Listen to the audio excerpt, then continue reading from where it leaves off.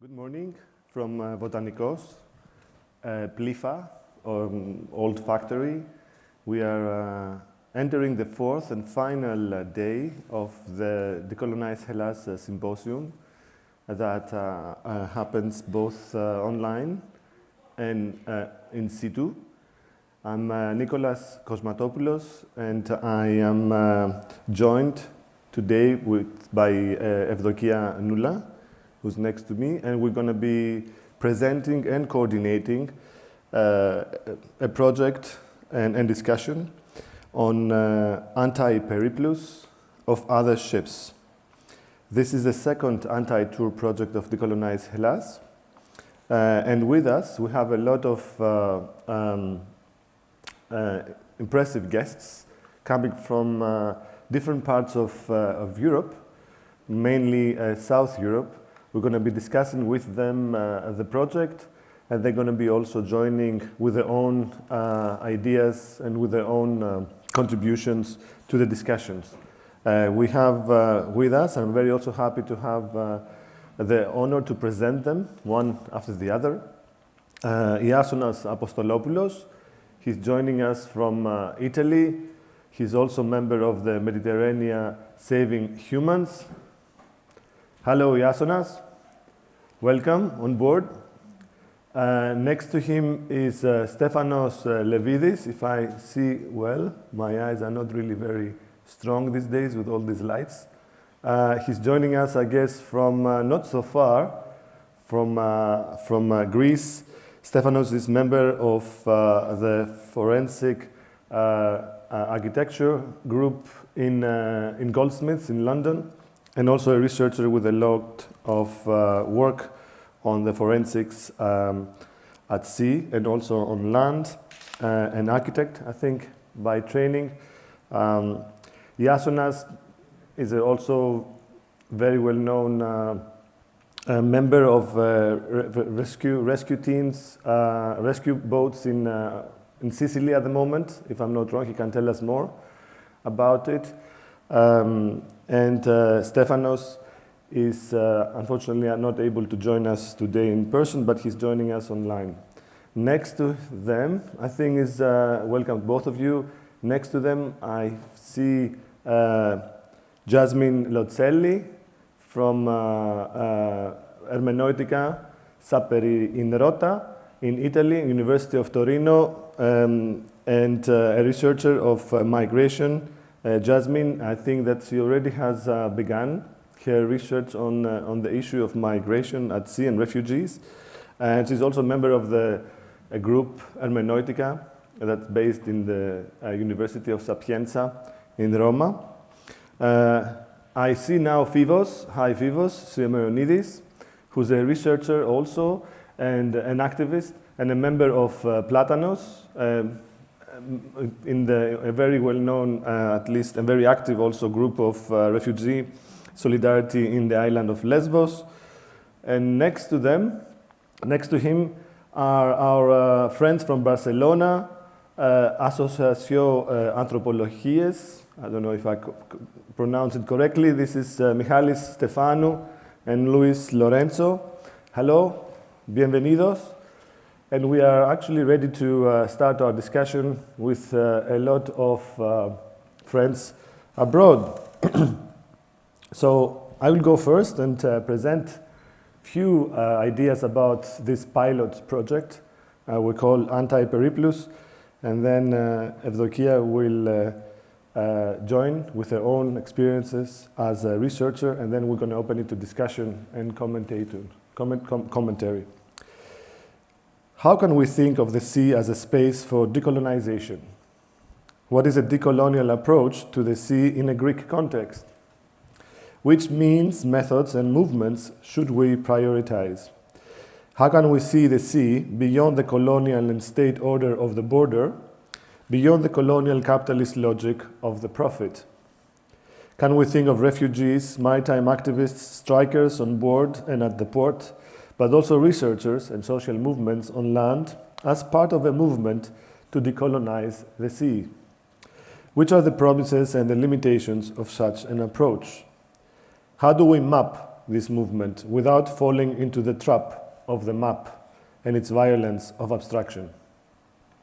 These questions guide the Anti-Peripplus project of decolonized Hellas. Born in colonialism, trade, state, and the law have been striding the seas for centuries. The seagoing merchant class has been the determining factor behind the push to colonize the sea, meaning to control the routes, build the ports, and other terraqueous spaces for the smooth circulation of goods and armies.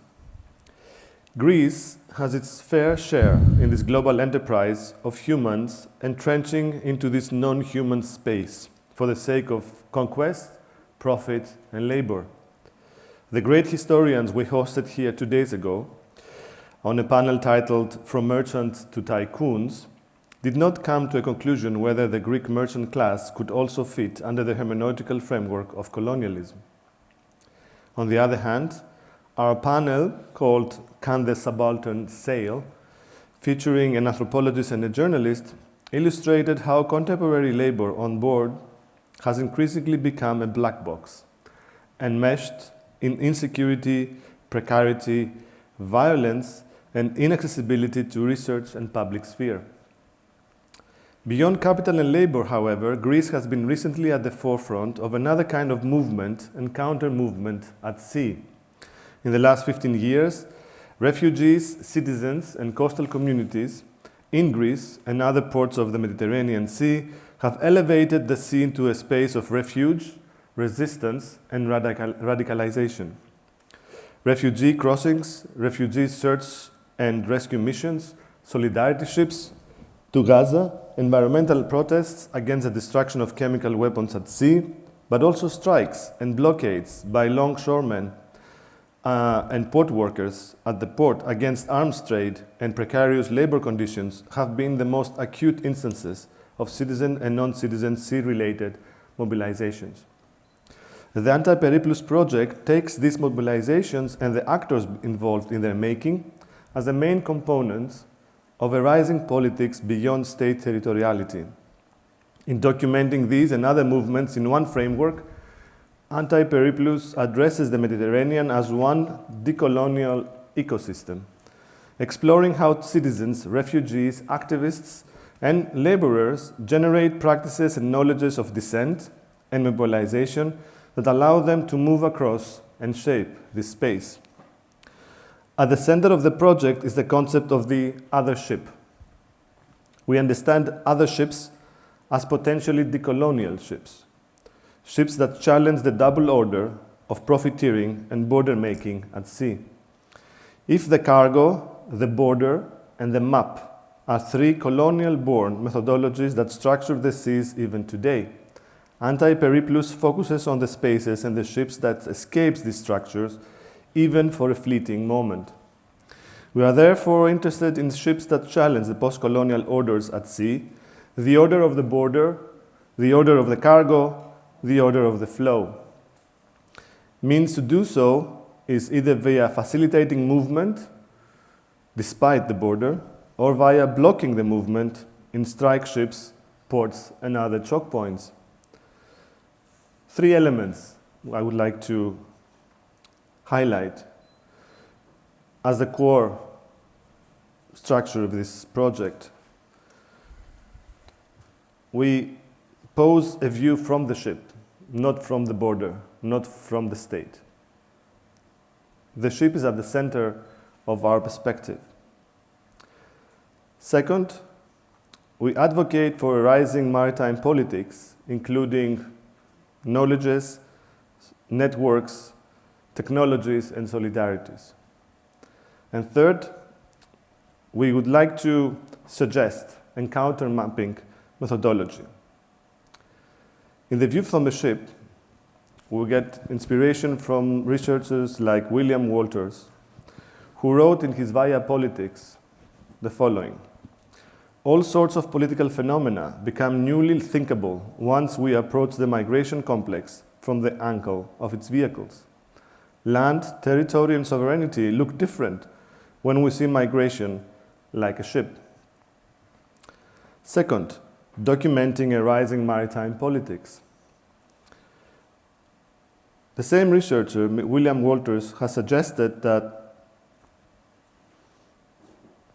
while crossing the border, migrants and other border crossers accumulate a vast amount of knowledges, information, and networks that he called counter-apodemics, from the Greek word apodemics, apodemiko. I quote, "Recalling that apodemics was advice about traveling and knowledge derived from traveling rendered in a form that would advance the interests of the state. This counter-apodemics is animated by the challenge of negotiating or evading migration control and surviving the difficult life off the road. But note that counter-apodemics is multi-sided. It concerns not just how to deal with the gaze of the border guard or the surveillance practices of the ship operator. It also addresses survival amidst the ecology of extra-legal actors who facilitate and or endanger migrant life on the road. Which smuggler should you engage? On which route are you less exposed to gangs and brigands?"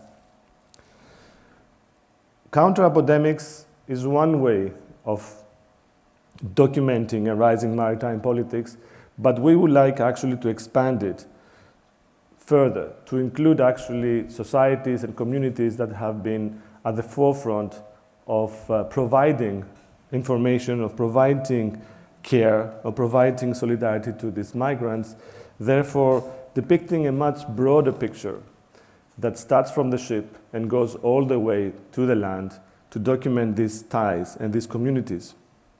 At the same time, we hope to counter what Marcus Rediger, the historian of slave trade, has called the violence of abstraction. And I quote, "For many years, the study of the slave trade was primarily statistical.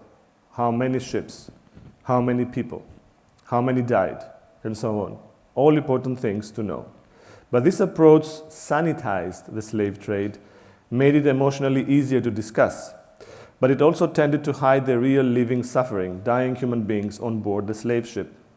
The statistical means of analysis had its origins in the ledgers and letter books of merchants who used numbers to hide the dehumanization and the moral consequences of what they were doing."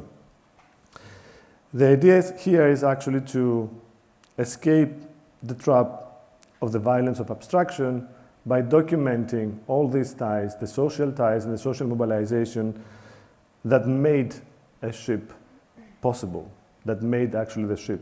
Because we believe that other ships are not made of materials only, they are made actually of social forces, and these social forces we seek to document.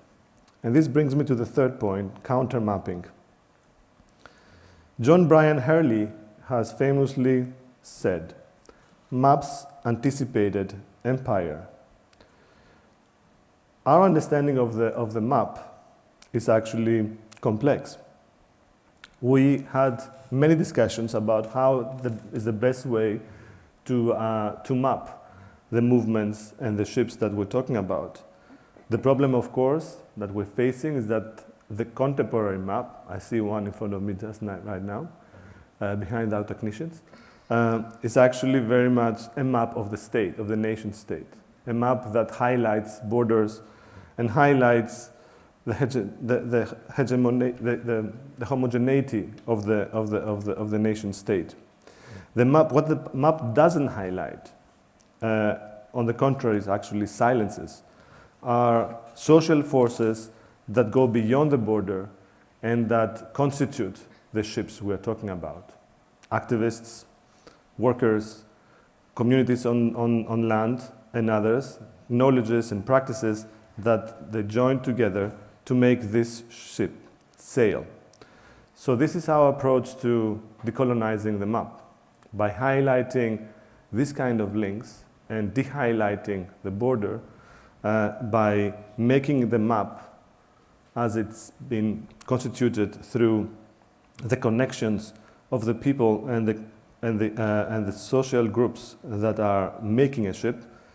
With the ship in the center, we envision a different kind of map. And this is what we understand as a decolonial map at sea. So this, as a decolonization of the sea, we would like to highlight the sociability that the colonial-made map denies or silences. And most of it, we understand under it, two elements. The social construction, meaning the social forces that constructed this ship, but also the social blueprint of every ship on the sea, because many ships have an impact on society. Like the ships to Gaza had a lasting impact on society to understand what's going on with the embargo in Gaza. So instead of a line on the map that shows origins and destination, we would like to create an assemblage of lines that connect the ship with different groups and different forces and different situations that have made it actually possible. And in this, we hope to highlight another kind of map. I would end with a quote from a student of mine in the American University of Beirut, who has been reading Timothy Mitchell's well-known treatise on how the map in Egypt promoted private property and the production of wealth, and gave me at least great idea about how another figure perhaps might be useful for us. I quote, "The most prominent of such tools is the map, and Mitchell discusses how the efforts by colonial powers to map Egypt and survey property, land ownership, opened the door toward private property and the production of wealth. The mapping of Egypt was just a new form of political power, and Egypt's economy became highly connected to its land and in turn highly dominated by the colonial power. Maps are themselves tools of representing reality, but simultaneously function to fixate and define ownership, which is a core idea of the capitalist economy. It is about ownership and connecting abstract notions of ownership into material things. While discussing this, I was reminded of my grandmother's stories about how she and her brothers and sisters, as well as extended family, were Bedouins, and would walk land and settle for food or settler, and then continue. All this until the map made it possible for them to move on." This is Sarah Awad, a student of mine from Beirut. I thank you for this time. I hope I didn't overstretch my boundaries, and I stop here. Thanks so much. Thanks for this introduction and providing the theoretical framework of this discussion. And good morning, everyone online and here in this room. I'm going to expand a bit on the practical part of the research. I'm actually the researcher who collected the material which is going to be posted on the interactive map that we'll be presenting in a bit. The ships that are of interest here are primarily seen as political and social spaces. The present research invites us to understand ships as containers which carry and transform radical ideas, traditions, and practices, either as places of resistance or as vehicles of conflict and suppression. Other ships are liminal in the sense that reality and utopia are entangled together as the space is filled up and invented by the passengers' imaginaries. Our intention was to map the existing research on unconventional ship histories within the Greek context. At this stage of the research, you should rather imagine the collected material and the interactive map as a response to the desire to make room for the secondary material that already exists to come together and become visible. The material is therefore an assemblage of previous academic research, journalistic articles, archival resources, as well as audiovisual pieces. Most of the research has been conducted online, given the COVID-related imposed restrictions. with occasional visits in some libraries. We didn't have the chance to dig into the physical archives or conduct personal interviews at the moment, but although this remains one of our future plans. Moreover, we had to deal with very miscellaneous sources and material. In some cases, like for example, the refugee boats that have been crossing the Aegean towards the islands of Eastern Aegean, the relevant academic material in that case is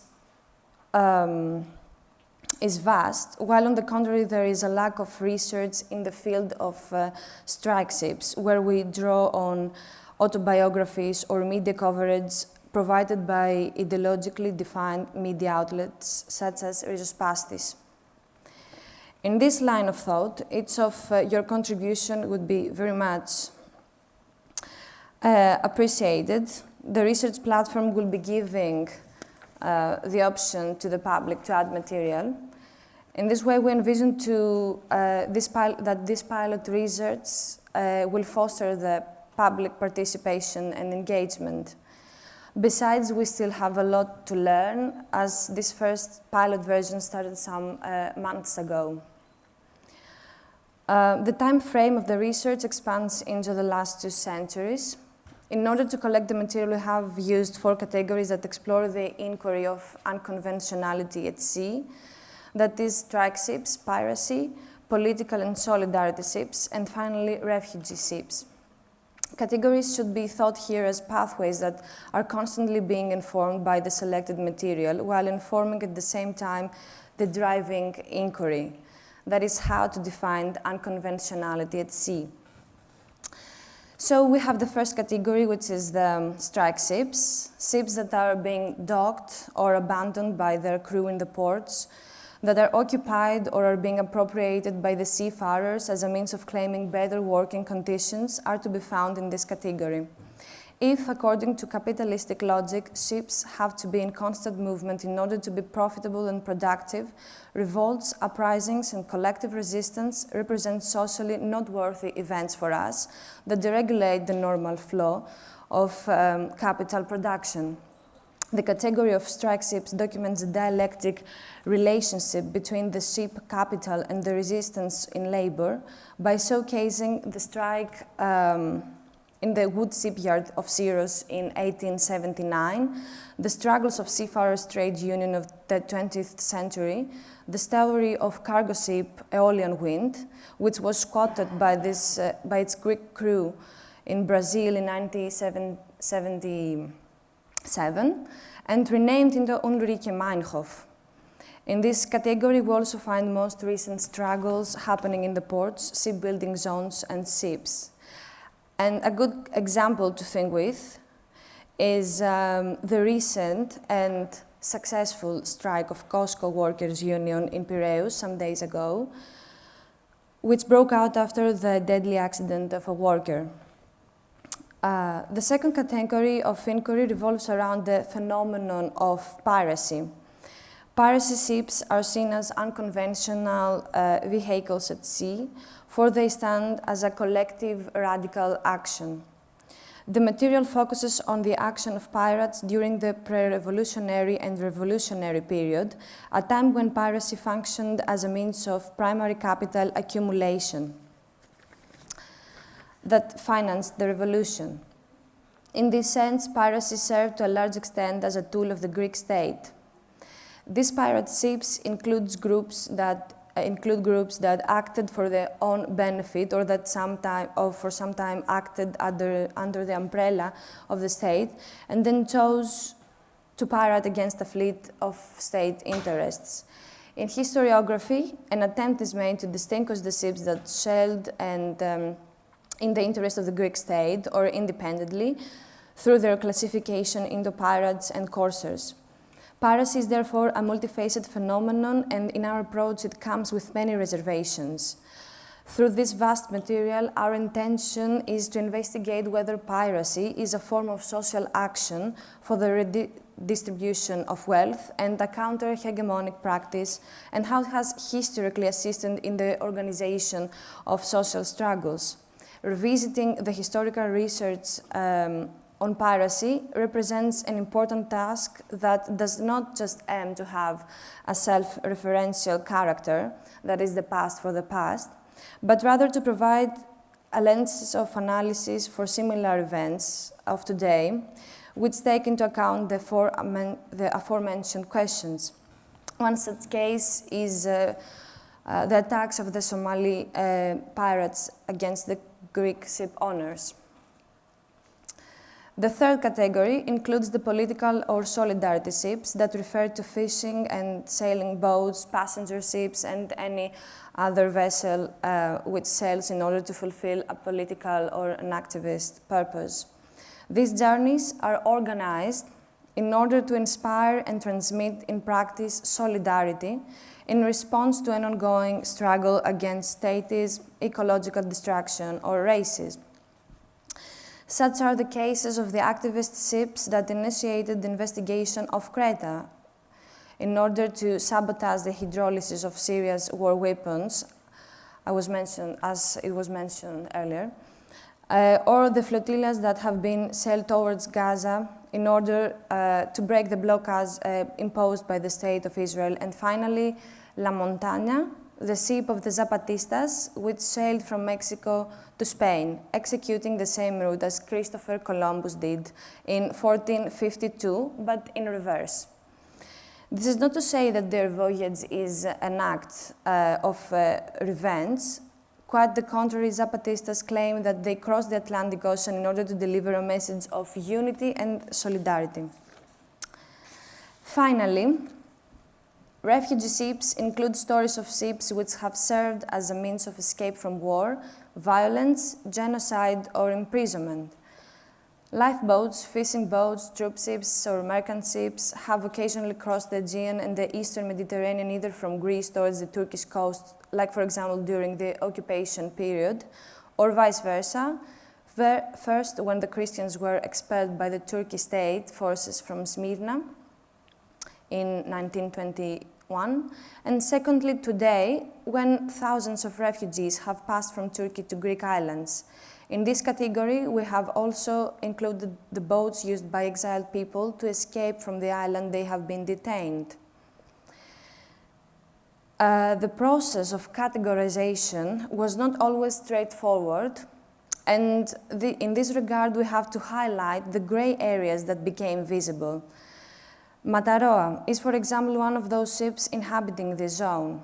Although Mataroa was rescued, many young Greeks who would be prosecuted for their ideas due to the violent situation that prevailed, especially against those who were positively subjected towards left communist ideas in the beginning of civil war.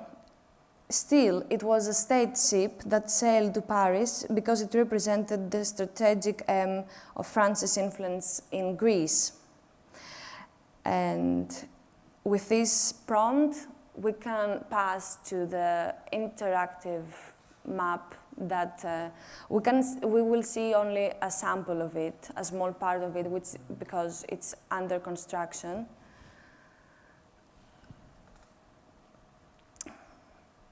So our aim is to use this interface in order to show visually the routes that other ships have executed.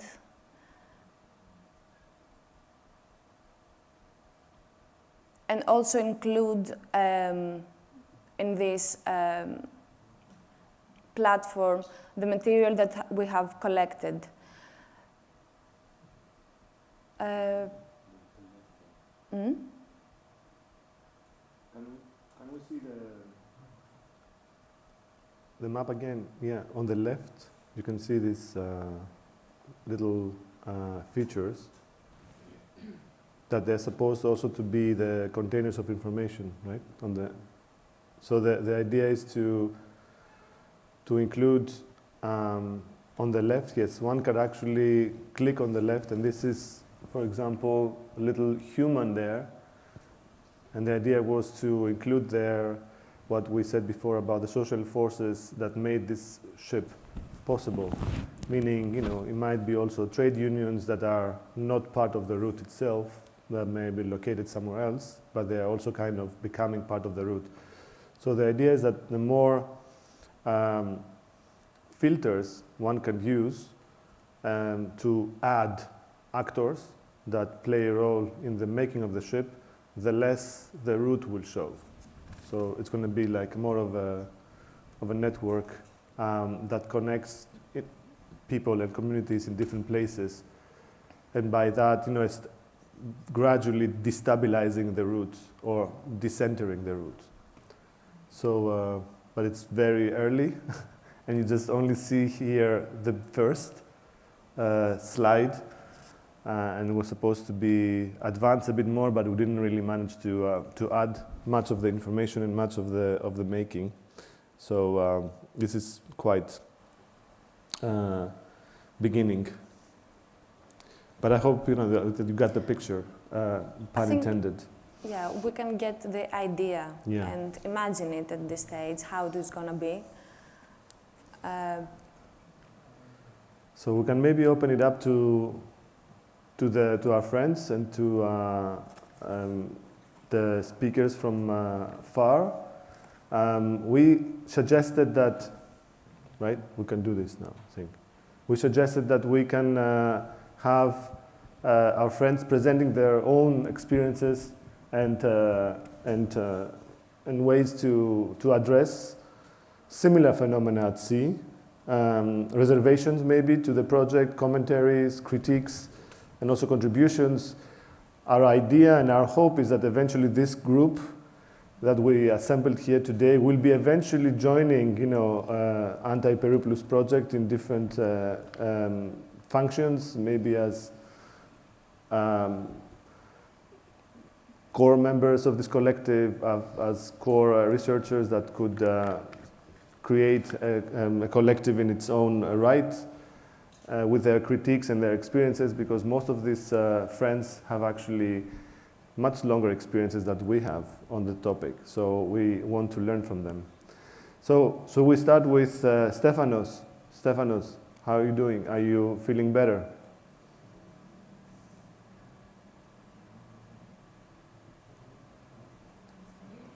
Hello, I'm trying, thank you. Can you hear me okay? Yep. Can you see my screen as well? No. Yeah, we do. Yeah, okay. Yeah. All right. Well, thank you for the invitation. It's great to be among friends, many of whom we have crossed paths with in the not so distant past in places as diverse as Barcelona or, you know, even Scalas Kamias.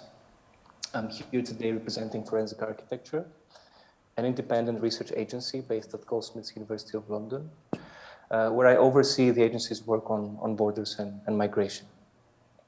We are a multidisciplinary team of architects, of investigative journalists, artists, activists, software developers, filmmakers, and we use tools of spatial design to carry out investigations with and on behalf of communities and individuals affected by conflict, by police brutality, by environmental and corporate violence, and crucially, as I will be discussing today, by the violence perpetrated by border regimes at sea. Even though, as our name might suggest, we started by looking at how conflict registers and is enacted upon through the built environment, particularly within the settler colonial context of Israel-Palestine. In recent years, we have found ourselves investigating more and more cases that took place in the open seas, in the Mediterranean, and perhaps more relevant to today's discussion, the Aegean archipelago. I will very briefly take you through these cases to begin the presentation. I will not go in depth for lack of time, but I invite you to check them out on our website if you want to learn more.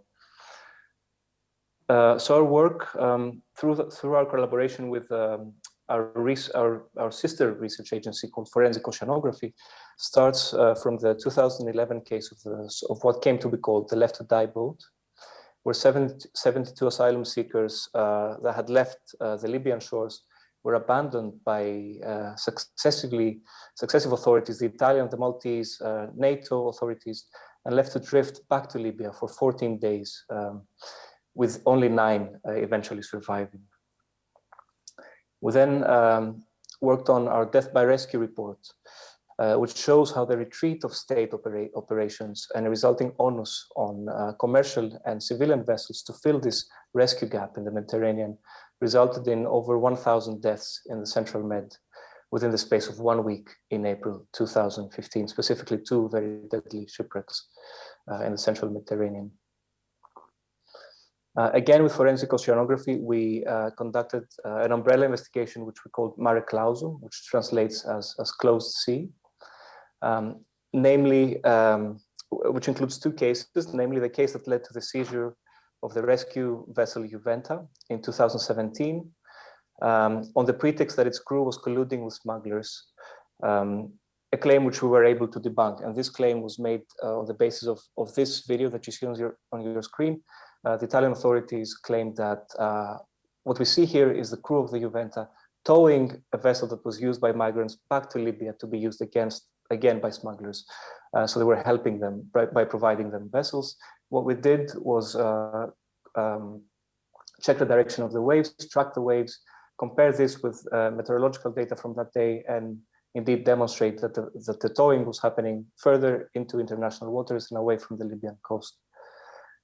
We also looked at the murderous actions of the Libyan Coast Guard, who in November 2017, using a vessel gifted to them by the Italian government, the Ras Jadir, which I'm sure Iasonas will have met at sea several times, obstructed the rescue operation, attacking the crew of Sea-Watch 3, the vessel that you see on the right of the screen, and returned shipwrecked migrants back to Libya, where they were sold as slaves.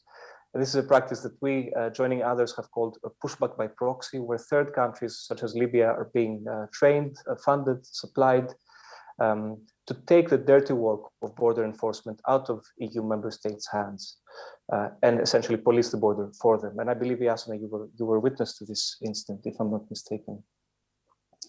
Happy to discuss that further.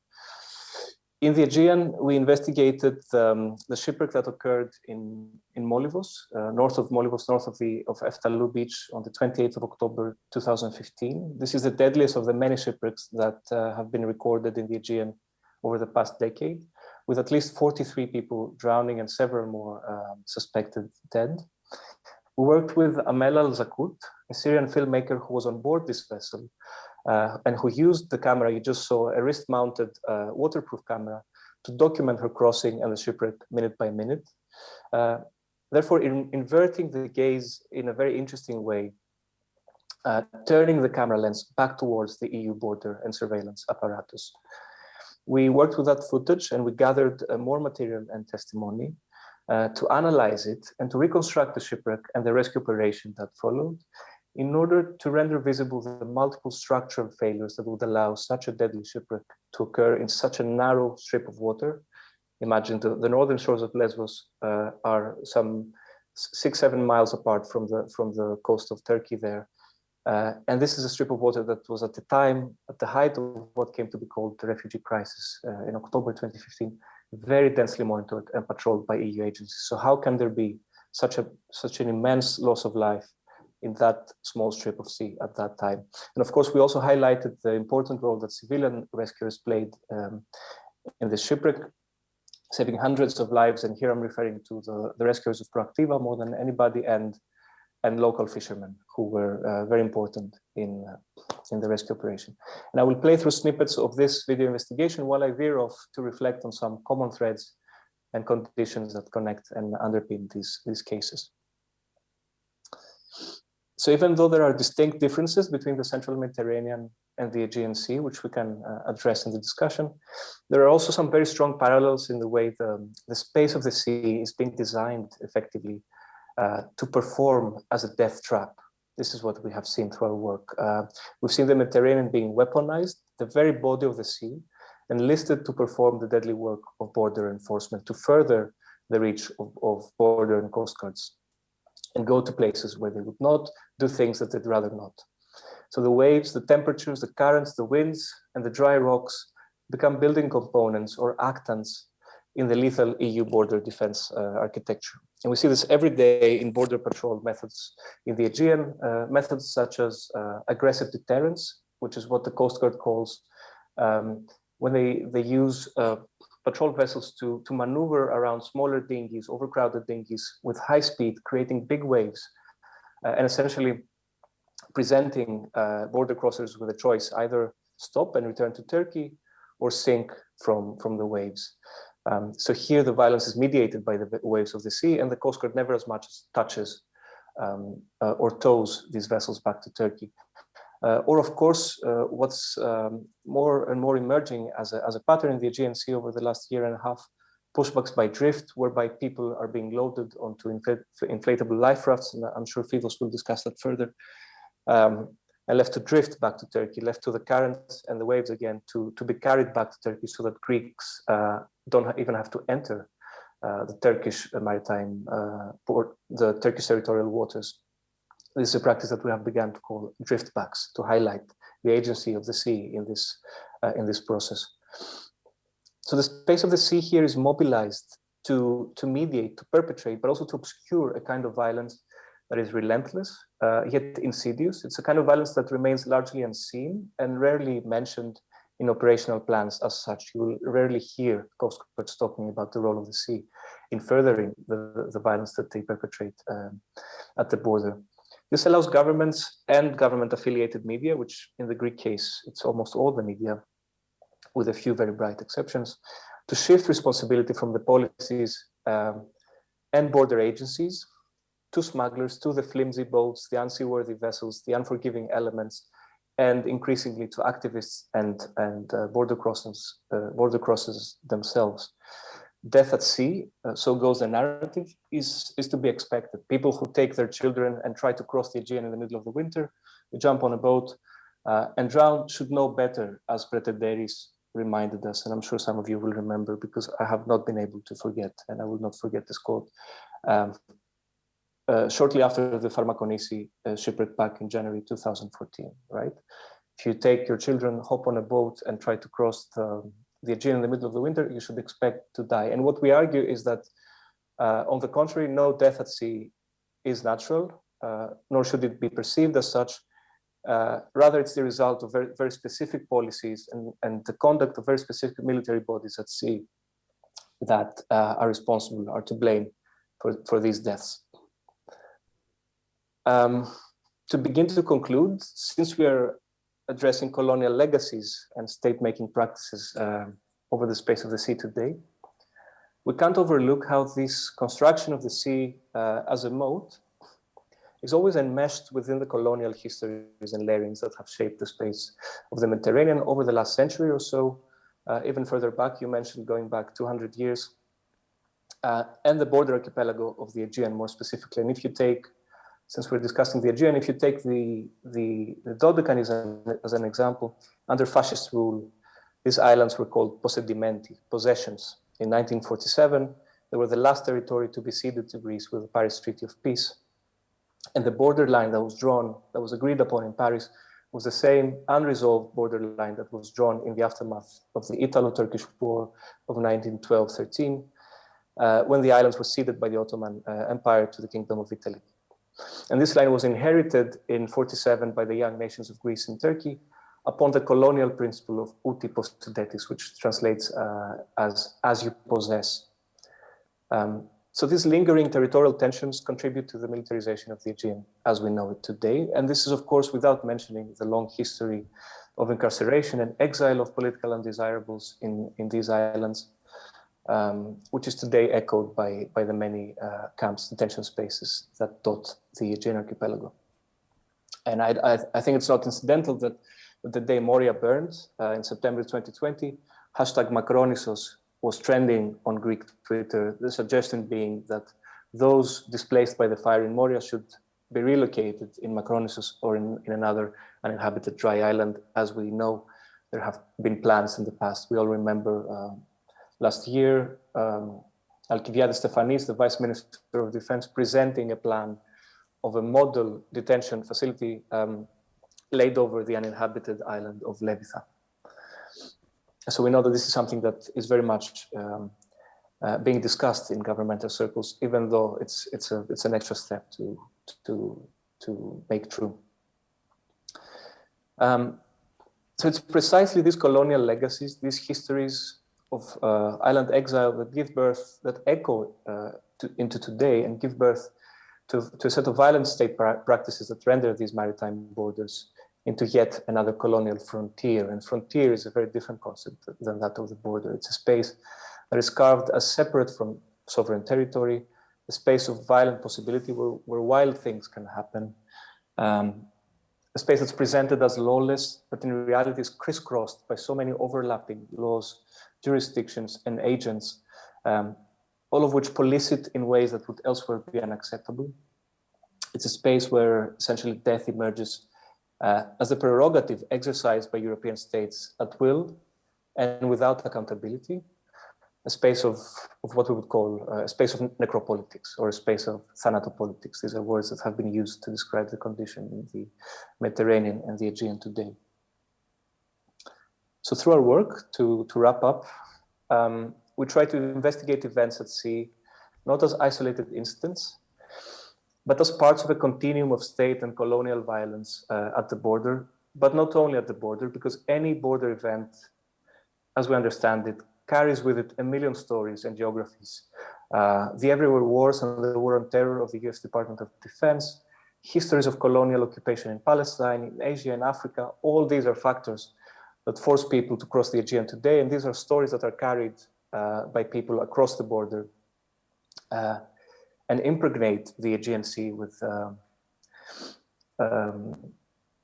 always rendering it more than the sum of its parts in a way. And we try not to lose sight of this. We try to work closely with those most affected by border violence, migrants, refugees, asylum seekers, in order to address this complexity. And this polyperspectival and decolonial, why not, approach to research is our way to stand in solidarity with migrants, refugees, and to join their call for the abolition of borders. Thank you. Thank you, Stefanos. That was quite informative and also quite infuriating, but it's a very, very, very helpful background to our discussion here. I would suggest we move to Iasonas now, who's hopefully still on the line, and he can give us his ideas and his approach to the topics we discussed. Hi, Iasonas, you hear me? Me acούς? Yes, I can hear you. Nicholas? Yeah, hi, welcome. Nice to have you on board. Nice to see you all. So,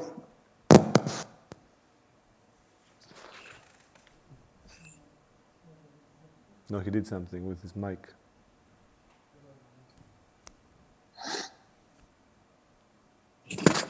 No, now we can't hear you. When you took your earphones off, we stopped hearing you. We cannot hear you. Yasona, we cannot hear you. We cannot hear you. You took something off.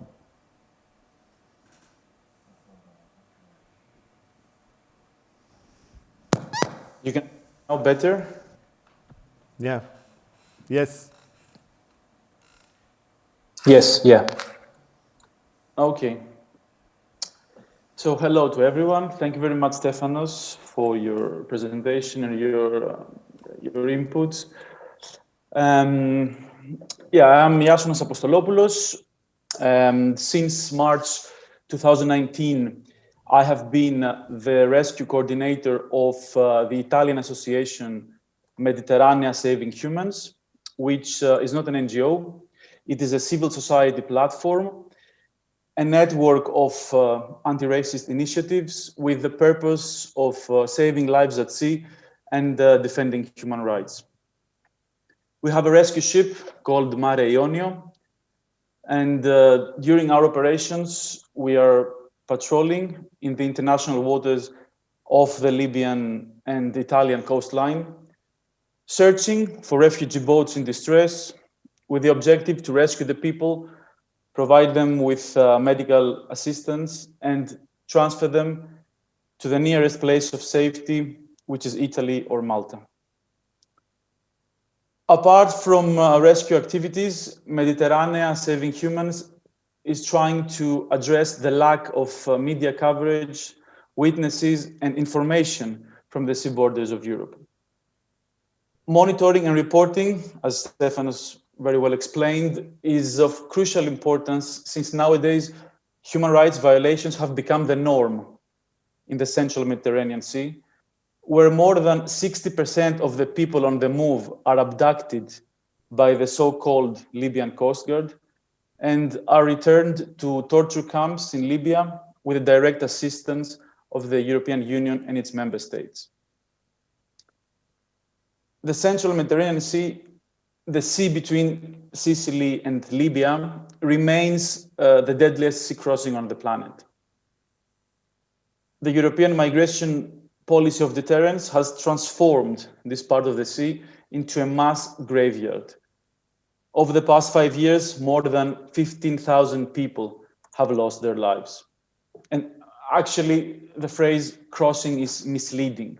It's not a crossing. It's a huge, vast area with hundreds of nautical miles of open sea. Since 2017, European authorities have withdrawn their search and rescue vessels from this area. They are not coordinating almost any search and rescue operation.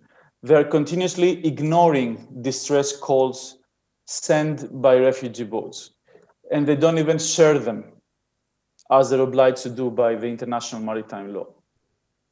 During our last mission, the only European asset that we found, that we saw, was a surveillance drone from the Border Agency of Europe, Frontex, that was flying constantly over our heads so that if we were near a boat with refugees, they would send the coordinates directly to the European-funded Libyan Coast Guard to arrive before us, intercept the people, and forcibly return them to the slave markets of Libya. For the European Union, there are two options for the migrants in distress at sea.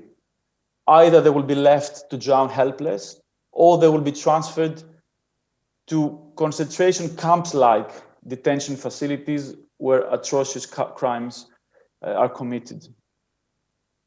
So the European Union member states are deliberately letting people to drown in order to deter them from coming. They are using death as a preventive measure to stem migration towards Europe. In light of this dystopic reality and the state-led necropolitics, European societies have reacted and gave way to the rise of the so-called civil fleet, the civil search and rescue missions, financed mostly by crowdfunding campaigns. The civil fleet, there are ships managed by initiatives of European societies, and actually it is a network, that's why we call it civil fleet. It's a network of different NGOs, organizations, unions, and solidarity groups. The civil fleet has managed to have not only ships, but even airplanes. And we're trying to cover this massive gap. We're trying to give visibility, share information, and rescue people in distress because no one else is doing it. The informal coordination center of the civil fleet is an organization called Alarm Phone. It's a self-organized network of hundreds of volunteers around the globe who operate a 24-hour hotline for refugees in distress, collect the distress cases, share them with the passing vessels, and put pressure to the authorities to conduct the rescue. So we're talking about a parallel structure that has been formed to cover this gap and oppose these criminal policies. Of course, the civil fleet is constantly targeted. Over the past 3 years, the EU has been trying to restrict the presence of the SAR NGO ships by imposing sanctions, by seizing our vessels or arresting the captains for the crime of facilitating the entry of illegal migration. The culmination of this war was in 2018, when Salvini became Minister of Interior in Italy and closed all the Italian harbors for every ship that was carrying rescued migrants, even for the ships of the Italian Coast Guard, for those who remember the Diciotti and Grigoretti case. A naval blockade was imposed around Italy, like the one Israel imposed around Gaza. The solution was obvious for us. We needed to do what the Freedom Flotilla did. We needed to break the blockade, or at least try doing it. Actually, Mediterranea, our organization, was born as a way to fight against this policy and open the Italian ports in a period where most NGOs were struggling to resume their operations. And actually, that's what we did. Every time we were rescuing migrants at sea, we had to face Italian military ships that were blocking our entry to the Italian waters, 12 miles off the Italian coast. We had already decided that we would pass, so we were moving forward. We were forcing our way into the port, implementing the fundamental part of international maritime law, which states that survivors have to be transferred without any delay to the nearest place of safety. Then the Italian Coast Guard would arrest our captain. The prosecutor would start investigation for the crimes of aiding illegal migration, and they would confiscate the vessel for several weeks or months. In every rescue, we had the same pattern: blockade, forced entry, arrest, and confiscation. Forced entry, arrest, confiscation. Despite being arrested several times, no captain or rescuer has ever been convicted. This is very important to keep pointing out. In most cases, there was not even a trial, just the juridical investigation through which the prosecutor usually decides to drop charges in lack of adequate evidence to support them. These actions of breaking the blockade opened the way for a relevant movement on land. So usually it's the other way around. Usually we start a movement on land and we expand at sea, but in this case it was the opposite. The movement didn't exist from before. It was activism at sea that managed to unite people on land to a certain extent and inspire resistance against the rise of the far-right-wing policies in Italy. Many people took to the streets for the first time. Old activist networks were revived. The criminalization of sea rescue became a central political topic and the main symbol of a modern emerging fascism. To a certain extent, this heterogeneous social mobilization contributed to the fall of Salvini and the fall of the policy of closed harbors. In my opinion, the success of the civil fleet is that it has managed to get connected with relevant initiatives on land beyond the borders of Italy, creating this crucial network, a bridge from the sea to the cities, involving several different actors from churches to political parties and municipalities. The civil fleet is still connected very tightly with a network of solidarity cities in Europe. There are hundreds of cities across Europe willing to receive refugees right now, an expression of genuine European solidarity. In Germany alone, more than 100 municipalities declare that they are ready to receive refugees against the will of the federal government. The coronavirus pandemic has made the situation in the central Mediterranean even more complicated. Now, European states are using the COVID pandemic as a pretext, an opportunity to pass even more hardline measures and withdraw even farther from their obligations and responsibilities regarding migrants and refugees, responsibilities that derive from international law. Now, European states are refusing to rescue people in distress, even inside their territorial waters, depriving them of a port of safety and abandoning them at sea for weeks, like the case of Mars Etienne in September 2020, where 25 rescued migrants were left on a tanker ship for 40 days, 40 days in the middle of the sea. Even though the rescue took place inside the Maltese zone, Malta denied to render any kind of assistance to those persons, not even food or water. And no European state reacted to that extreme violation of maritime law. The stranded migrants have been fighting for their freedom. They refused any kind of negotiations with the captain and went through a second hunger strike with a single demand: to go ashore. Finally, we had to intervene with our ship, Mare Ionio, and transfer the people to Italy, causing another police operation and juridical investigation against us. I'm referring to this case, the Mars Etienne case, because for us is an iconic case of deterrence policy. Apart from being the longest standoff in European maritime history, because the rescued migrants had to wait for 40 days in the middle of the sea, it also marks the transfer of the Moria model to the sea. The creation of places of confinement, invisibility, and torture, even beyond land borders, into international waters. According to Carl Schmitt, at the famous book of Land and Sea, borders at sea were described as a disadvantage because the sea is associated with less border control, therefore less national sovereignty. However, in this case, in the Etienne case, borders at sea symbolize ultimate state control and surveillance.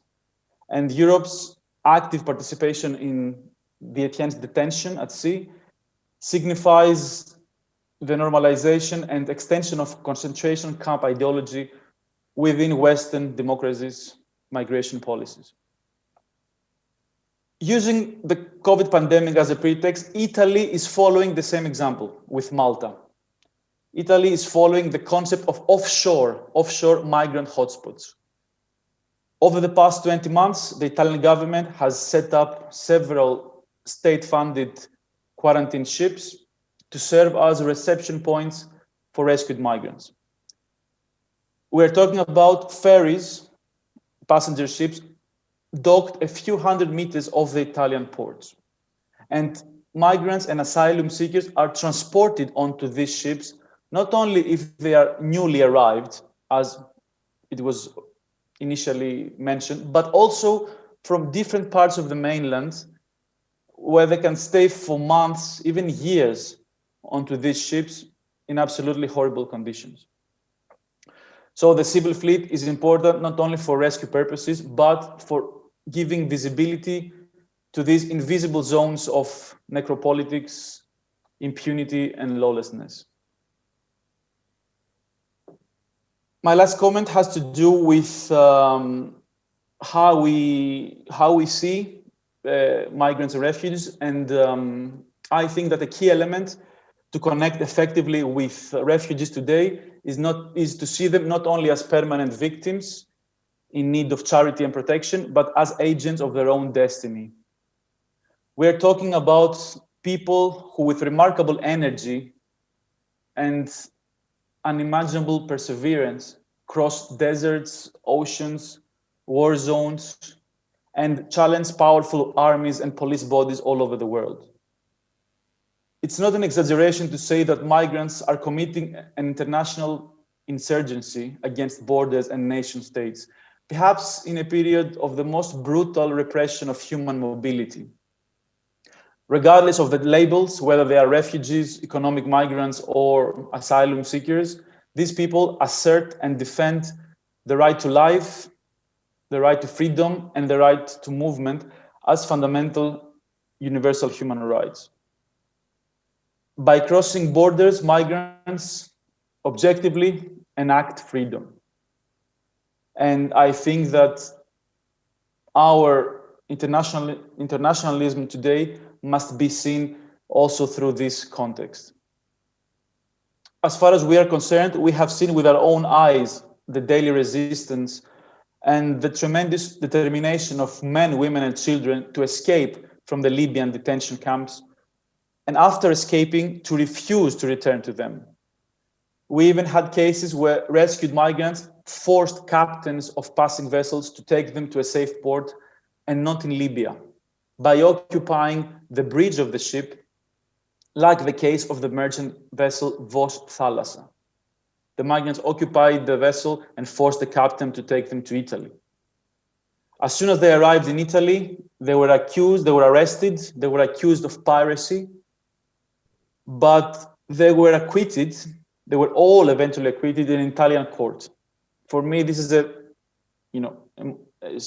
super important, monumental decision in European history, because the court ruled that the value of life and freedom outweighed the captain's authority on the ship.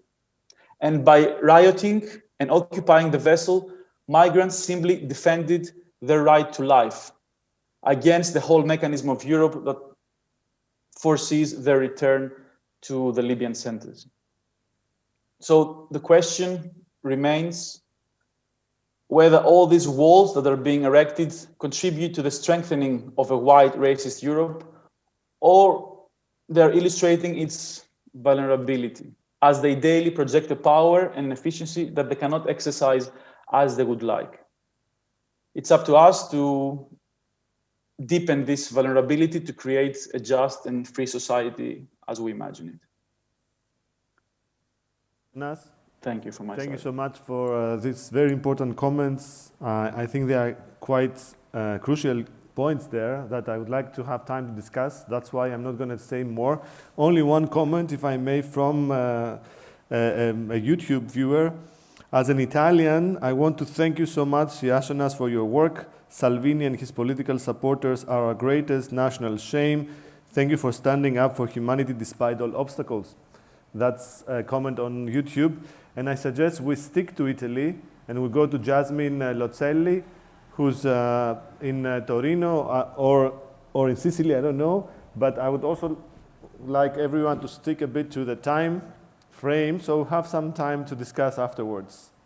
Hi, ciao, Jasmine. Hi everyone. Welcome. Yeah, actually, can you hear me? Yes, very well. Go ahead. Okay. I'm actually in Sicily and I'm going to be on board again. I hope my talk will be so linked to the one of Jason, who I thank a lot.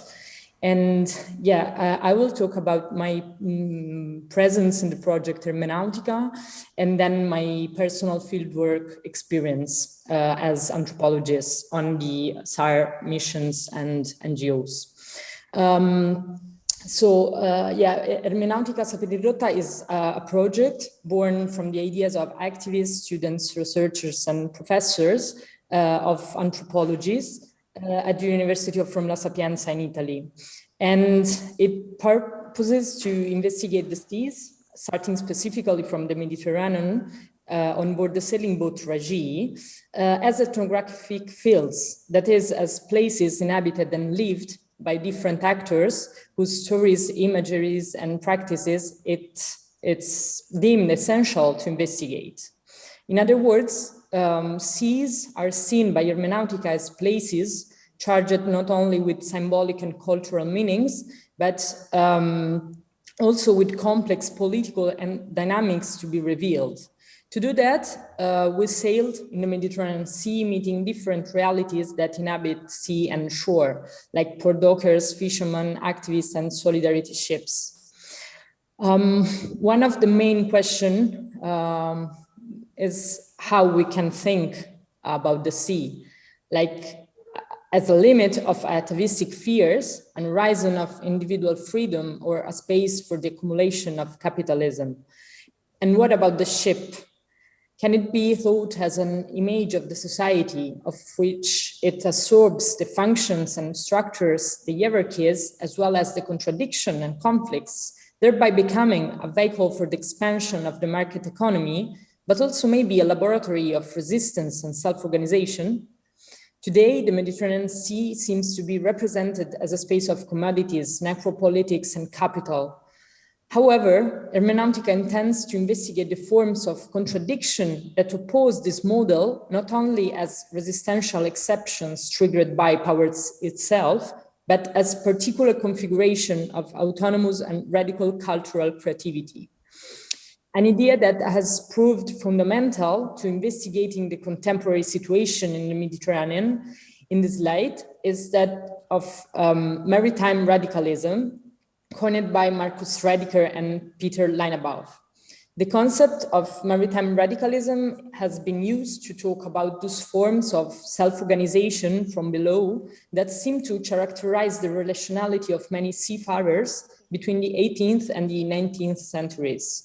Despite the great diversity of the cases, from the Atlantic slave trade to piracy, depending on the geographical and the social context and the historical moment, these forms of organization are characterized by their opposition to authority and their tendency towards equality, solidarity, and multi-ethnicity, with the prevalence of the collective over the individual, as well as their opposition to authority, to finding connections. It is possible to find resonances in this contemporary seascape. In order to answer this question, hermeneutica is engaging in an interdisciplinary discussion with various scholars working on the sea. In the framework of the meetings ashore during our navigations and of the reflection that emerged during the sailing seminars, as we called, the need to reflect and to unhinge the idea of a sea as a neutral, empty space where it is possible to die naturally and to try instead to restore the complexity of the various currents, like religious, political, humanitarian, environmental, that cross the Mare Nostrum, making it a modern transnational region, emerged strongly. For example, looking specifically at desire organizations present in the Mediterranean Sea, whose practices and representations have been investigated through ethnographic research, alternative narratives emerge to the victimizing and aid-related narratives often linked to the world of volunteering and NGOs.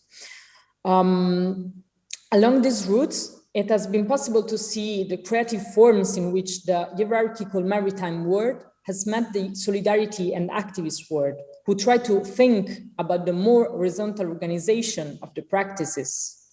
Furthermore, a rereading of migratory routes seem to emerge in a key of autonomy of migrations, in which it becomes fundamental to reflect on the relationship between coercion, freedom, desires, and needs.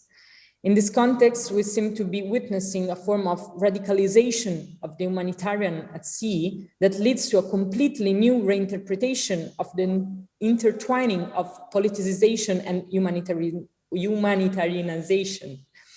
Indeed, one of the reasons why the project came into being,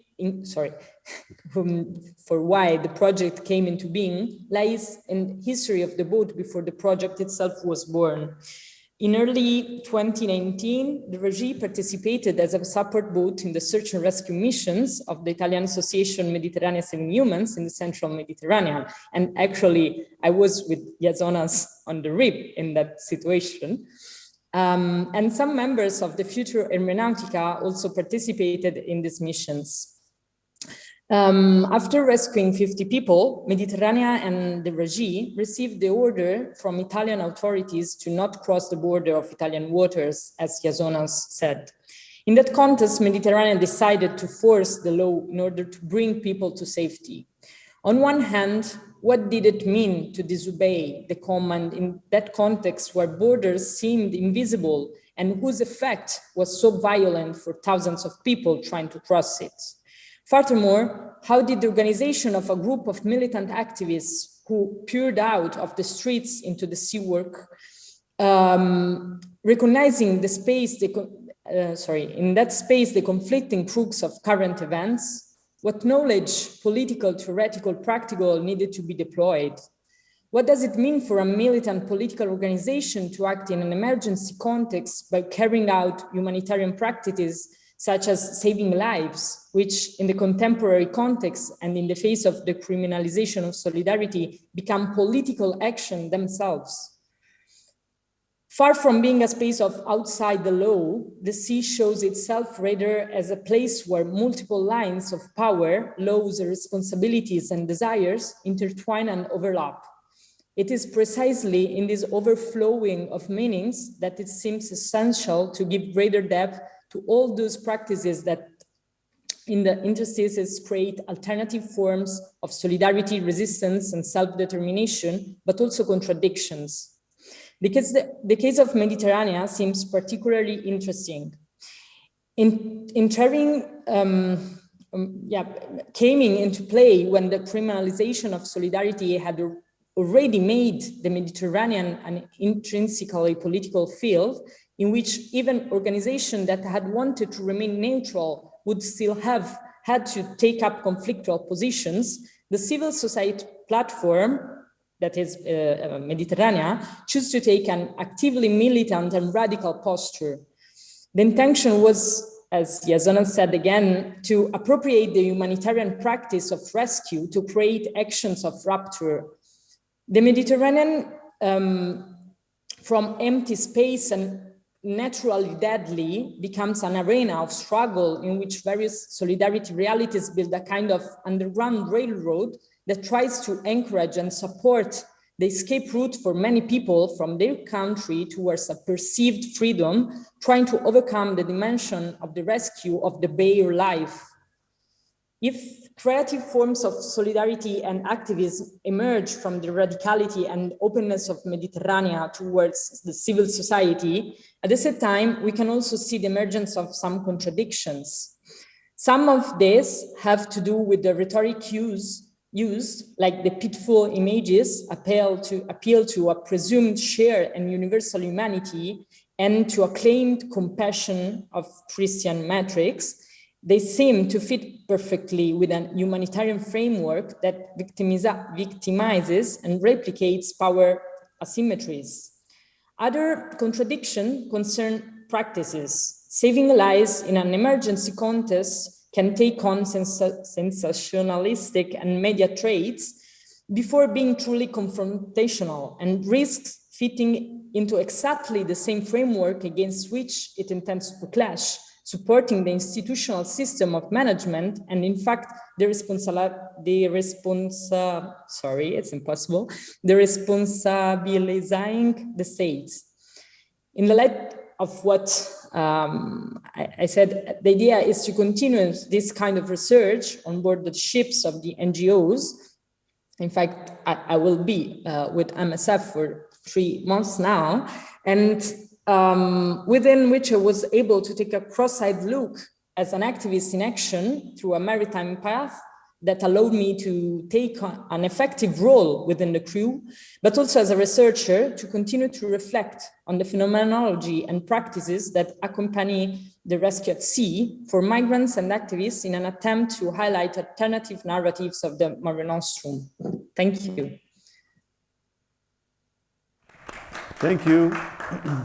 Thank you, Jasmine. I was quite also dense and also good on time, I think. So appreciate it both ways. Can we go to Barcelona now and then close with Fivos, who's closer to the project? Hello, Asociación. Hello. Hi. Hi. Hello, Luis Hello. and Michael. Hi there. Greetings from Barcelona. Hi, Nicholas. Hi, Nicholas. Everybody. Hi, everybody. We really like to thank you for inviting us to this online event and to this Congress, could we say? Congress or whatever. Whatever. I'm Lázaro Stefano and this is Luis Lorenzo. We are members of the Asociación Antropologías. It's an association that was created some years ago by people that were we were all ex-students, anthropologists. Anthropologists, yeah. All of us were like, we're a collective of 13 people, but we are focusing on a variety of different. We are part of an educational project just to bring to the ground some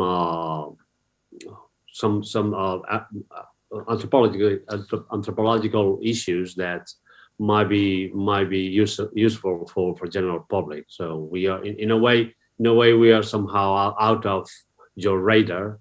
We are not as strong as activists and social engaged as you guys are, and a part of some ways away from the topics you've been discussing. So we're focusing more on educational programs. We are offering workshops and seminarios and online events as well, and especially anti-tours. We're focusing on the incidence of weight of the past slave trade on the city's heritage. This is our main. This is our main concern and our main activity that we're about to present in this Congress. There are two points that are quite contradictory. On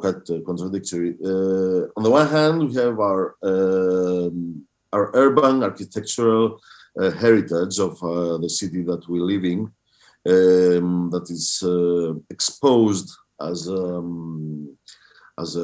cultural heritage and as a cultural treasure. Barcelona, as you know, is one of the main tourist attractions in the world as a city. It's a whole, not only parts of the city, the whole city. But there are many people that know about Barcelona all over the world, but there are few people that know that the whole, one big part, not the whole, but one big part of the city's cultural heritage, of its main attractions, are closely associated with colonial and with colonialism and imperialism, and the whole product, because it is consumed as a product, is derived from a past that it was totally linked with the expansion of the Spanish Empire and the trading expansion of the city's elites all over the world, and especially in the Caribbean, the ex-Spanish colonies in the Americas, and the Atlantic and Mediterranean Sea. So we are trying to disclose the contradiction and the paradox between the Barcelona discourse about itself, which is kind of idealistic and very well tailored for massive consumption in the tourist industry, and we are trying to disclose how this discourse is concealing the actual backdrop of the town, which is based.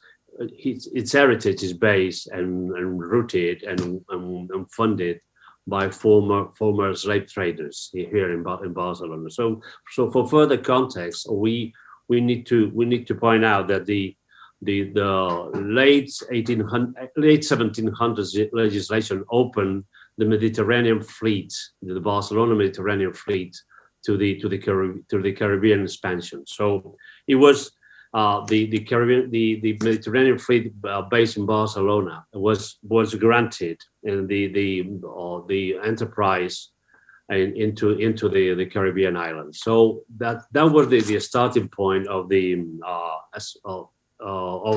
slave trading coming from Africa into the Caribbean, So to make a big bulk of the extractivist expansion of Spain into the Caribbean, to being produced and wealth and income into Spain, in this case into Barcelona. That was the actual fact of Spain entering the colonial system as a part of a shift from imperialism into what it was the British and the Netherlands part of the enterprise around the world. So Spanish was we are hinting here about a kind of a dichotomy between what is considered imperialism and what is considered colonialism. And at that time, Spain was entered that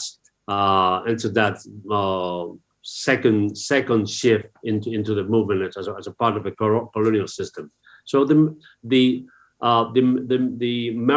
maritime trade came into Barcelona and moved from the former Spanish ports. Because probably, sorry for my interruption, but because many people maybe could not find the difference between what we call imperialism and what we call colonialism. The Spanish Empire was one of the first overseas empire in the world, was formed in a medieval basis where the conquered lands were part of the kingdom in itself and belonged directly to the king. When we're talking about colonialism, we're talking about the British and the Dutch model of colonies run by companies. Some of that happened in the 17th century, and Spain followed like more or less 100 years later with the birth of the first colonial type companies here in Barcelona, actually. Sorry, the first one was the Real Compañía de Comercio de Barcelona Indias in the shape and form, following the shape and form of the West Indies companies funded by the British and the Netherlanders. So from the early 1800s, Barcelona turned out to be a destination. All the industrial extractivism coming from the Caribbean, coming from crops of tobacco, cotton, molasses, rum, cocoa, and then all this funneling of wealth coming from the Caribbean turned into shape the city in a very different shape and form. So the city outgrew the former walls of the city and outgrew into the what is already known as the shape of Barcelona, the grid of Barcelona, north, south, east, west grid from the hills to the port. So this is the in that sense the present connection of the past. So we are talking about slave trade, slave labor, working for zero value for the Catalan entrepreneurs and the business guys that brought wealth into town and then rebuilt what is now known as a big city and well-known city. So paradoxically, this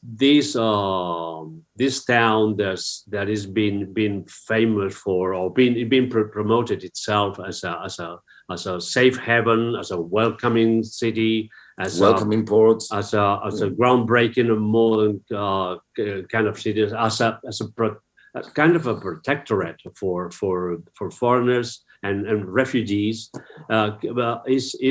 has to face the contradiction of being a commercially boosted harbor, coming from all the kind of products coming into town and into Europe, and also as a massive cruiser hub into well, as a part of the industry of tourism. So that contradicts with the fact that again, alongside that, is kind of a go through shuttle-like kind of city. So it's not a port entrance for refugees or for illegal foreigners or illegal aliens.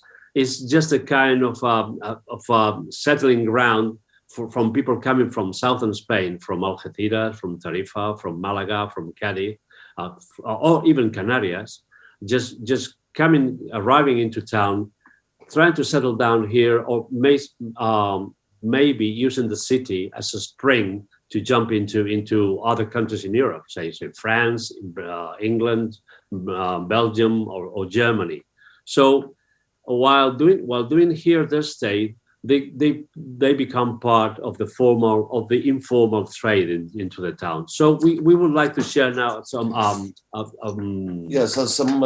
photos, some photos, some maps, some screens. Yeah, for example. Let me. Here.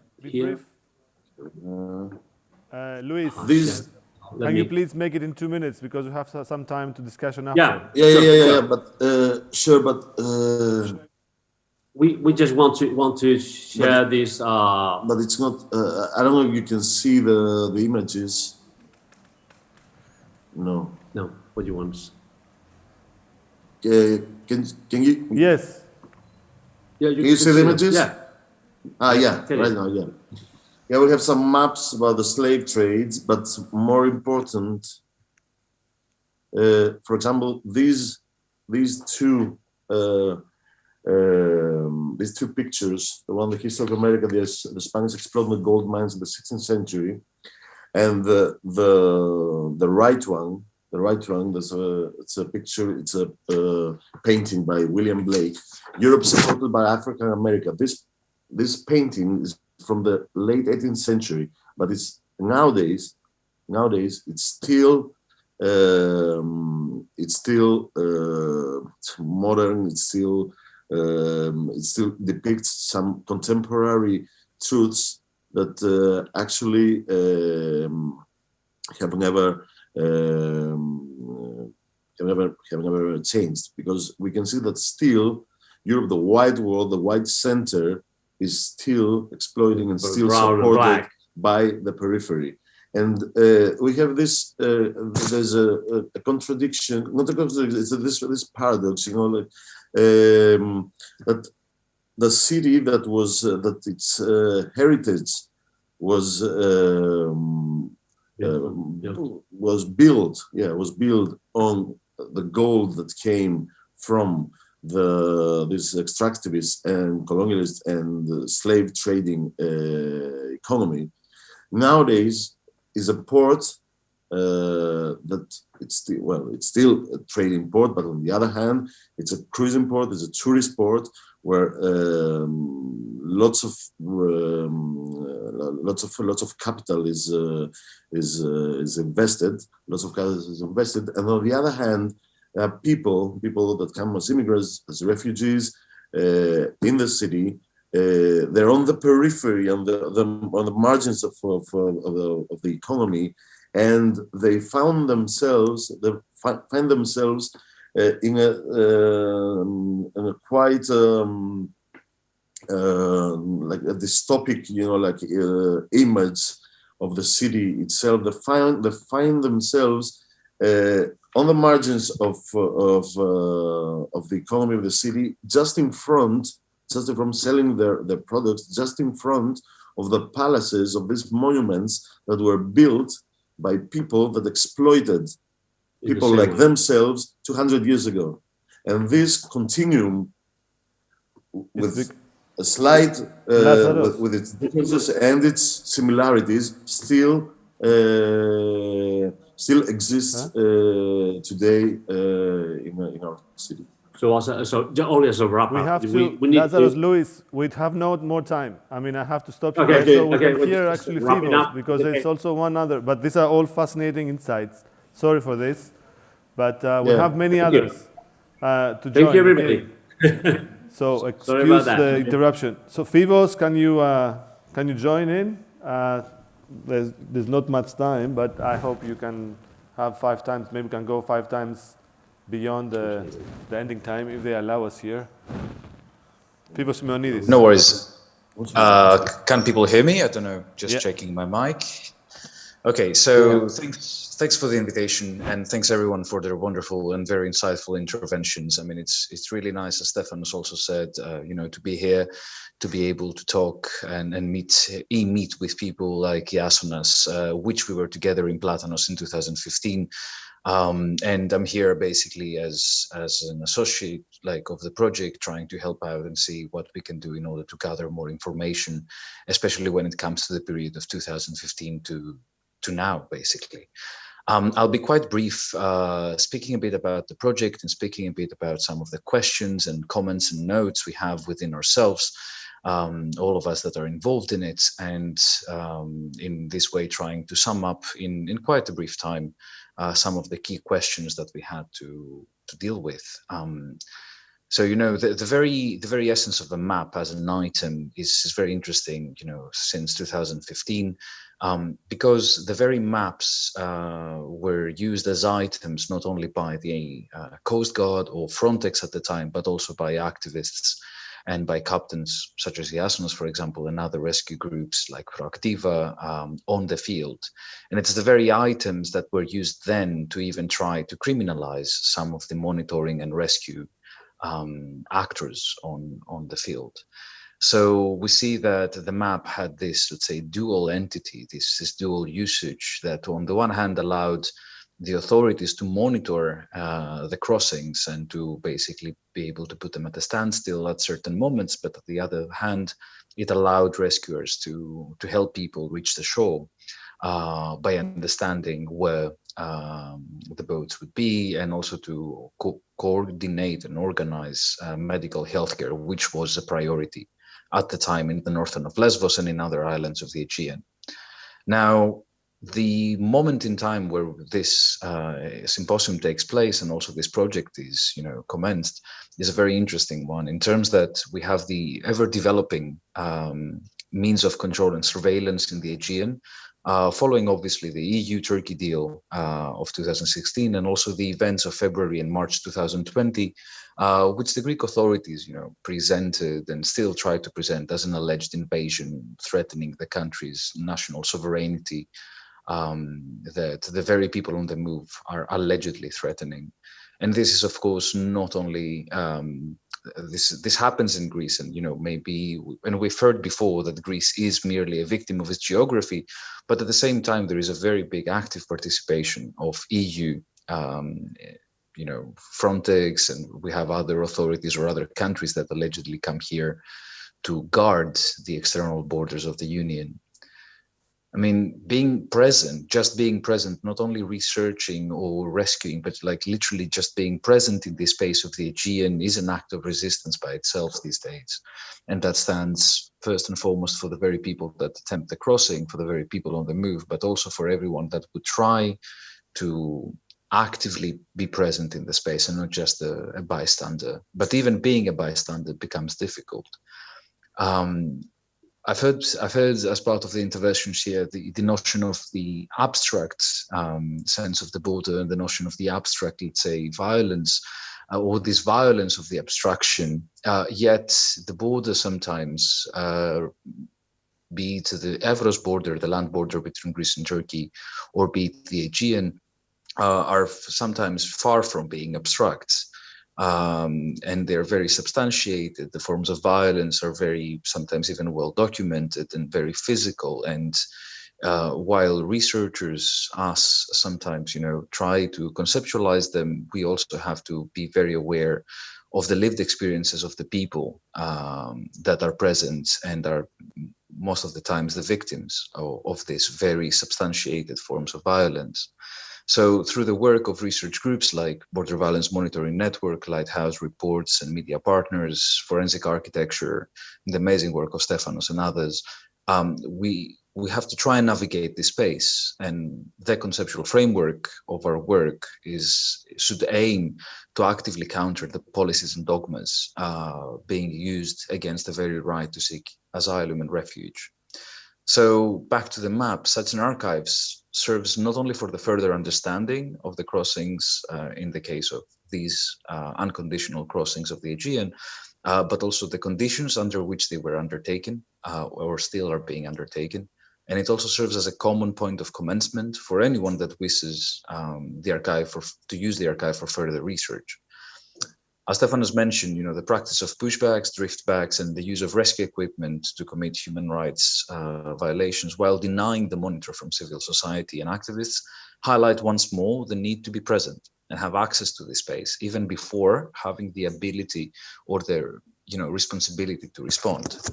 I would also like to note here that the narrative, the Aegean has many narratives associated to it, from the historical point of view.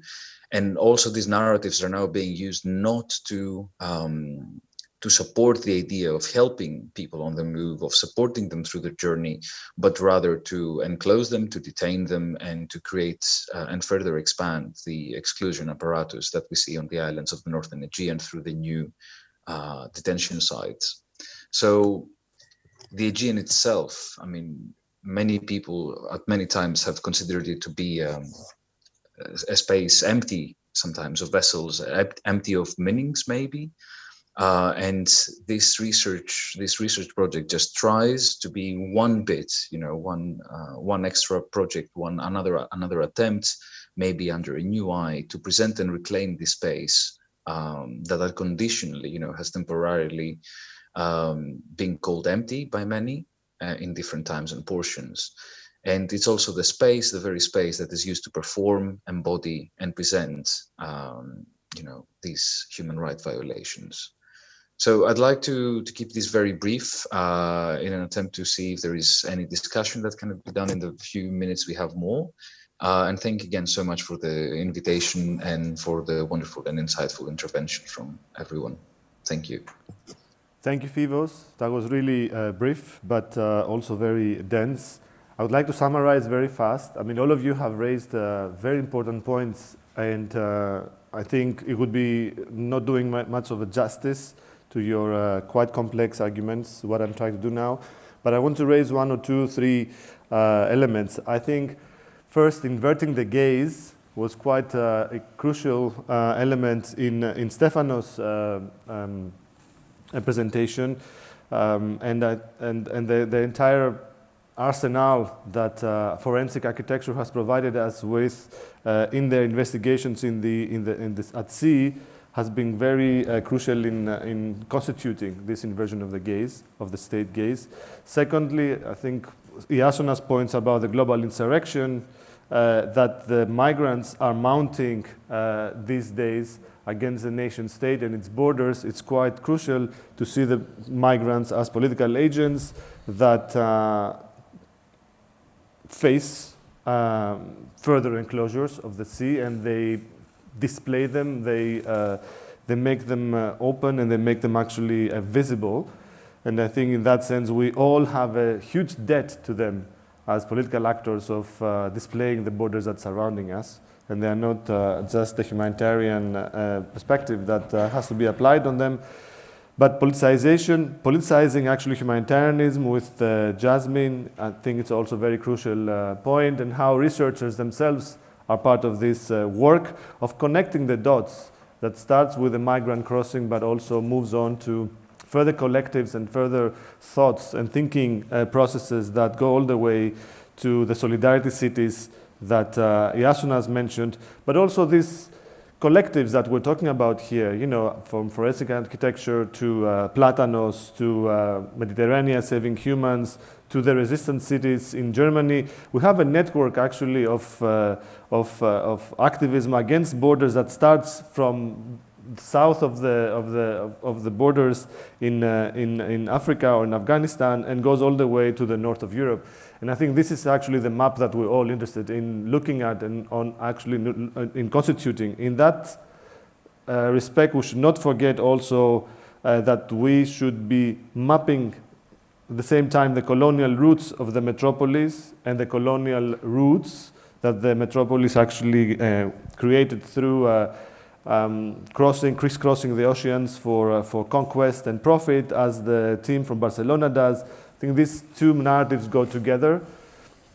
reconstituting the metropolis as a colonial city, that the sea has played a very important role, especially in the port cities in our region, but also mapping, a counter-mapping, the resistance to this narrative and resistance also to this further consolidation of the city as a neo-colonial border.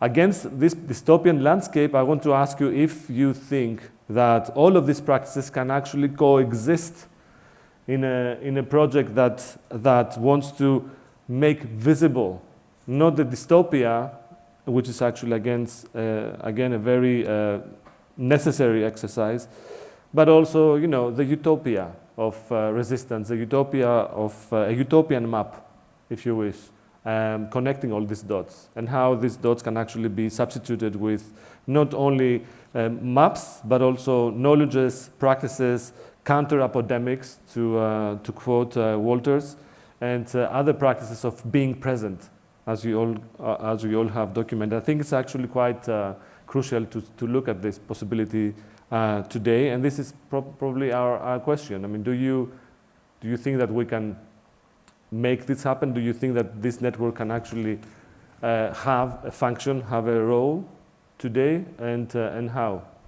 I think we can have a fast round of 1 minute, yes or no's, buts, and maybe not. Starting with Stefanos. Are you still around?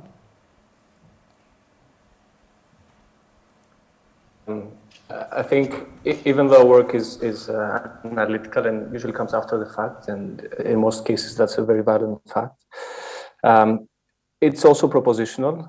In the same way that your work is, in that it argues for very basic conditions of human existence that have come to be portrayed as utopic.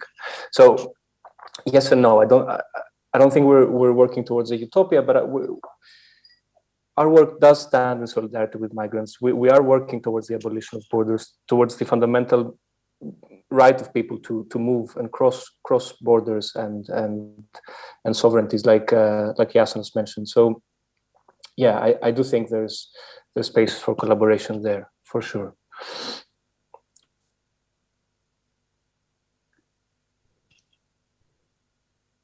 Iasonas?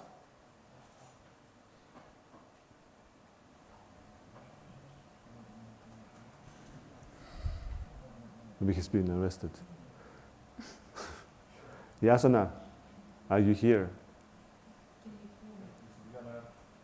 He's Go for lunch. Jasmine? He's going for lunch. Yeah. Whoever is here, then they can speak up and then we can close it. And to be continued. Yes, Jasmine. Yeah, I totally agree with Stefanos, and I think that also, it's not probably only a utopia. It's like what we are actually doing to try to do this collaboration and to build effective way to build like a way to escape, a way to move, and a way to fight for rights. And so, yes, I think it's quite important it's probably the position of Hermeneutica in some ways to face how the necropolitics are managing the sea in these cases, but all the borders probably, but also to focus on the creative waves of solidarity and creative paths to go against this kind of management. So yeah, totally, yes. Thank you. I don't know where Luis and Iasonas are, but maybe you have questions from the audience or from us, or maybe from no one. If Iasonas is gone and Luis is gone, and I hope they are not... No, Luis is not gone. Hi, Lazarus and Luis. I'm here, sorry. We're here. I'm still here. You're still there, okay. You have 1 minute. Yeah. So just briefly, I can see the task quite thrilling, and I can see the working out, because I can see the reconceptualization of the borderlands. The borderlands as always as a liquid thought, and pun intended this time because we're talking about the Mediterranean. And I can see the fast forward. It's a political issue. Being talking about the refugees, resistance, and radicalization as a solid conceptualization for these new borderlands, which is based in the sea. So I can see it's not. I don't think this is a new topic in that sense. I can see quite political, and I quite thriving and thrilling. You got to keep on working. I can see future in this. Yeah, and we can collaborate and expand our concepts, our ideas, and if you like the radicalization of our intents. Thank you, guys. Remember that. We will remember that, right? And we'll get back to you guys. Well. Yeah, just briefly to add, and speaking on behalf of the material, I can see the political, and political means, I mean, no, the reverse. The utopian is definitely political. And speaking on behalf of the material, I feel that this, I want to highlight this possibility of making things visible in the macro perspective. Yeah, macro perspective, which is the element that the interactive map and this project Anτι-Περίπλους actually aims to do. Cool. I'm done. All right, we are also done, and I think we are very happy to have you here, and we are out of time, but we'll return, hopefully soon. So thank you so much. Thank you so much for being here. See you.